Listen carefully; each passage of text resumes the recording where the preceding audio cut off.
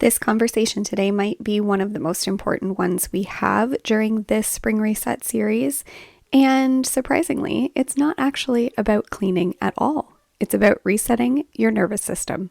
Because when we are trying to clean our homes, the last thing we actually need is another checklist we download off of Pinterest. But what we really, truly need is the capacity to be able to handle the cleaning altogether.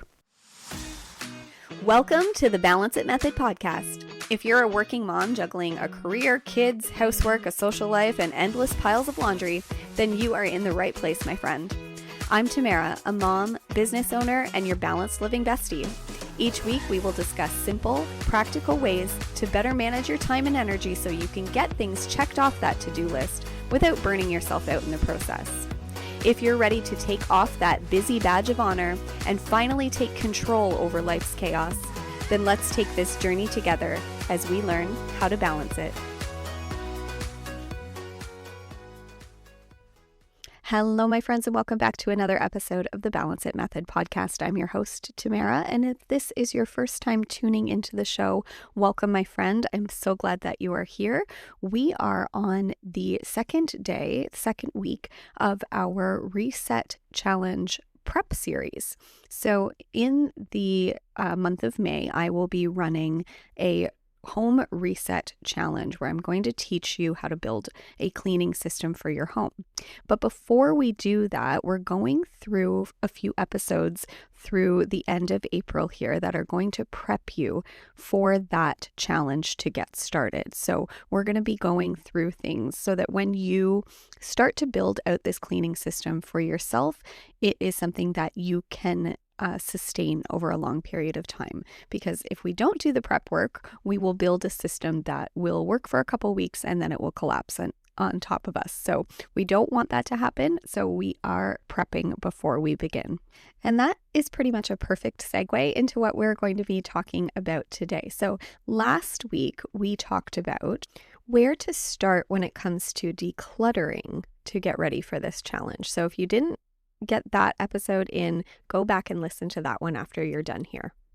But today we're going to talk about something that really you don't think about when you're building out cleaning systems, or really you don't think about it probably ever in your busy lives, but it's one of the most important things that we need to address so that we can build things that are sustainable long term. A lot of moms come into spring cleaning thinking like, great, this is how I'm finally going to get on top of everything.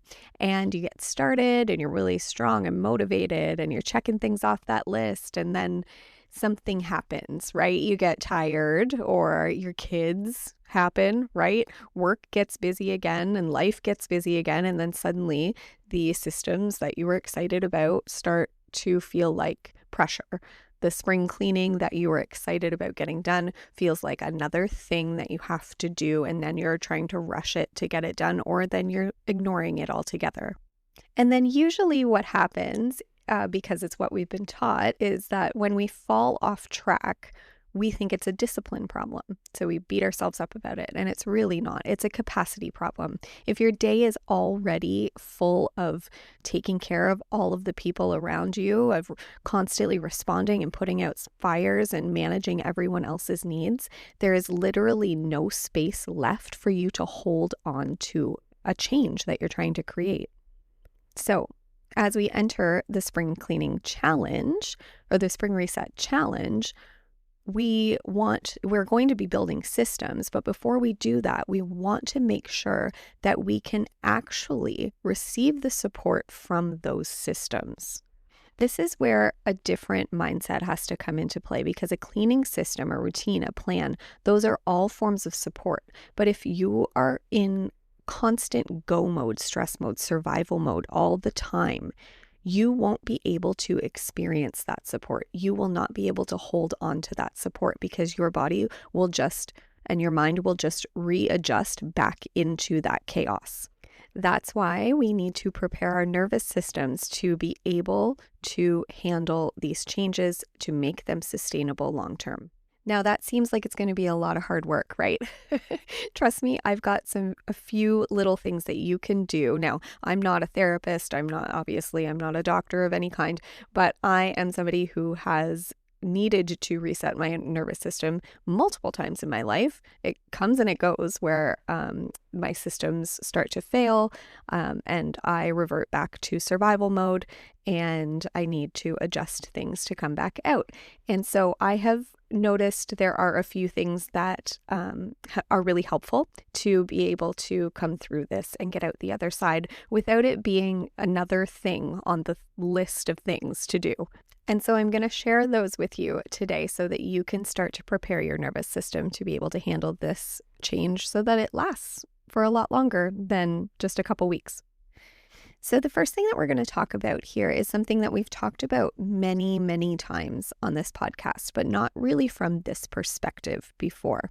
So if you're new around here, I'll give you a little refresher. This might be new to you, but we are going to be talking about my 5 time block system.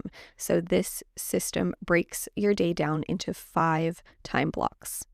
You have your morning ritual block, your AM non-negotiable block, your work or productivity block, your PM non-negotiable block, and your evening ritual block.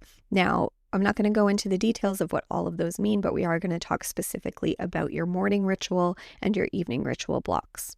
These blocks of time in your daily schedule are your anchors for your nervous system. This is where you can create that space of calm and renewal so that the rest of your day doesn't feel like it's running you. Now, before you think, I don't have time for self-care, okay? Because we're kind of talking about self-care within those blocks, but we are redefining this. This is not about spa days. This is not about adding a 45-minute routine to your morning. It's not about getting up really early in the morning. We're not doing the 5 a.m. club thing. This is about intentional, protected time that is just for you. In the morning, this could look like you sitting in complete silence before everyone else in the house gets up and drinking a cup of coffee without looking at your phone and just, relaxing and being in that calm space, getting your head in the right place before your day begins. It could look like you journaling for 5 minutes in the morning. It could look like you staying in bed and getting more sleep because that's what you need that day. In the evening, this could look like a quick meditation before you go to sleep. This could look like stretching before you get into bed. This could look like reading a book and turning off all screens. This really, to me, because everything's always about sleep for me, it looks like me going to bed at the time that I need to go to bed so that I get a full night's sleep. That is my intentional activity for myself. When you start your day from a grounded position and you end your day with that moment to come back to yourself, then something starts to shift and you're not constantly running on empty anymore, which means then you have more capacity throughout the day, which means then you can start to build systems to support your life. The other area that we can put these little tiny things for ourselves in are what I like to call the pockets of peace. So the pockets of peace are one of the 4 keys to balance. That's what I call them inside of my home management systems course, where I teach you how to build out systems to manage your home. And guess what? Your nervous system management is one of those systems that we build out. And we can do this by using those time blocks, but also inserting little pockets in your day where you're intentionally choosing something that's going to reset you to what you need, where you need to be in order to move on through the rest of your day. So for example, the way that I use this in my schedule is at the end of my AM non-negotiable block, before I enter my work block, I have a little 10 to 15 minute window where I can get myself into work mode. So whatever that means for the day, if I'm going to be recording a podcast like today, I like to just kind of sit and get my headspace in the right space so that I can come onto this mic and not fumble over my words the whole time. If it means that I'm going to one of my cleaning jobs in my cleaning business, then maybe I want to get myself a little more like pumped up, like higher energy. So I'll listen to a podcast or some music just to get me into that zone. At the end of my work block, I like to take another pocket of peace to bring myself back down out of work mode so that I can enter that busy mom mode part of the day. Now, a lot of the time, this is going to, for me, look like doing something not high energy, because I don't want to feel rushed and chaotic in that second half of the day. I want something that's going to ground me back down so that I can be present.